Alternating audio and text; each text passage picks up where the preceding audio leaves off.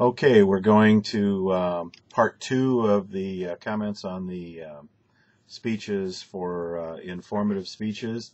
And this is Justin Novak, and he's considering video on video games, consoles, and hardware. He works at Toys R Us, could cover the differences in PlayStations, Nintendo, and those kinds of things. My first comment would be that if you're not interested in that at all, that's a tough sell. Not everybody has children. Not everybody's interested in video games. What are you going to say? Also, you indicate that you work for Toys R Us, and the danger in all of that would be that you are too informed and can't talk the language of the person who doesn't know much at all. So in your audience, you could have people who are very informed, very knowledgeable, and people who aren't very knowledgeable. You could have parents of kids who do it all the time and the parents don't understand, and you've got a wide variety of people to try to speak to. Now, if you want to talk to issues like what about the concern that a lot of parents have about the violence in these games?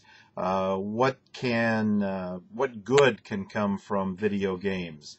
We hear a lot about various military bodies like to train people who have had a lot of gaming experience because they're good with using their hands. We talk about these drone pilots in the Air Force that are flying planes from the United States that are over Iraq. That's pretty heady stuff, and a lot of those people actually have done some stuff on video gaming. Now, you got a comment from Brittany, and Brittany said she thinks this is good, especially because she is thinking about doing something about how much children use video games. And so, again, you have a possibility of a lot of information that could be coming in your speech, but the issue would be how to make it interesting and how to make sure that you don't get overly technical. And then think in terms of, talk to some people and say, if you don't know anything about video games, only what you read in the papers, what would you be thinking? What would you want to know? That kind of stuff. And that could be something that would help you a great deal. Now we're going to move on to Mia Brooks. And as soon as her information comes up, we'll see what she had to say. All right, Mia is talking about doing a speech about buying at home. She does it on a daily basis. Bingo! There you got credibility. And already has broad knowledge. Discuss the pros and cons of doing so as well as to expect when buying a house. Wow! Buying at home, I never thought about buying a house at home. I think that, you're going to be about buying a home, not buying at home. Okay. All right. Well, yeah. Not everyone, same things I've said before. Mia, not everyone is in the market to buy a home, but if I was, what would I need to know? How do I avoid all these foreclosures and all of that stuff? What kind of money am I going to have to buy a home? What are my expenses in owning a home, new versus previously owned home? Those kinds of things. How long will it be before I'm going to have to replace a roof? The appliances are new. How long before I have to do all of that? All of these things could come in very handy. What kind of income levels do I have to have? What do I need to do to avoid having any kind of thing go wrong with any of this? That's all good stuff, and if you're really knowledgeable about that, that can be very good. Brandon Price left a message, and he said, excellent topic choice. In everyone's life, they want to own their own home. Thinks that your speech can keep people's attention. The only problem he could see would be that your topic is too broad to fit in the speech time there. Again, focus. Who are you going to speak to? What are you going to speak about? There's lots of possibilities there. A lot of interesting things. What about a starter home versus a home when you're going to be trading up? Or it's your first home and you can afford something better than a fixer-upper and that kind of thing.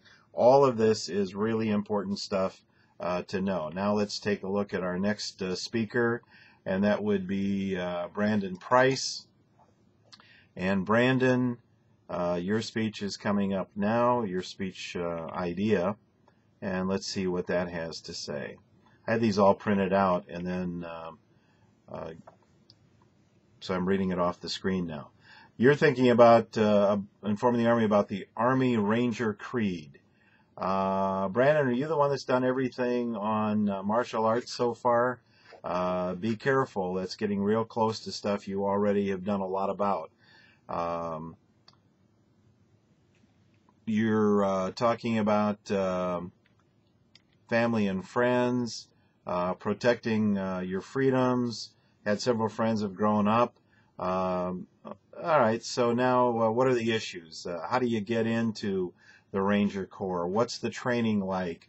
What are the percent of people who actually end up in the Ranger Corps versus how many wanted to be there? What do they do to break people to find out that they're really the kind of people that they want in the Corps? You have a retired Ranger that gave up his life. That's maybe a story in and of itself. How did that happen? And you want to remember credibility. How do you establish your credibility in this? You're talking about something very specific. Now, if you were a Ranger yourself, bingo. But if you're just going to be talking about it, it's a little different to say I've had an interest in scrapbooking all my life than to say that these are the requirements to be in the Ranger Corps. So you've got some things there that are going to be particularly challenging in some respect. You have Rachel Berger, who said, even though she won't see your speech, it sounds like a good topic. She'd be interested in learning more about it.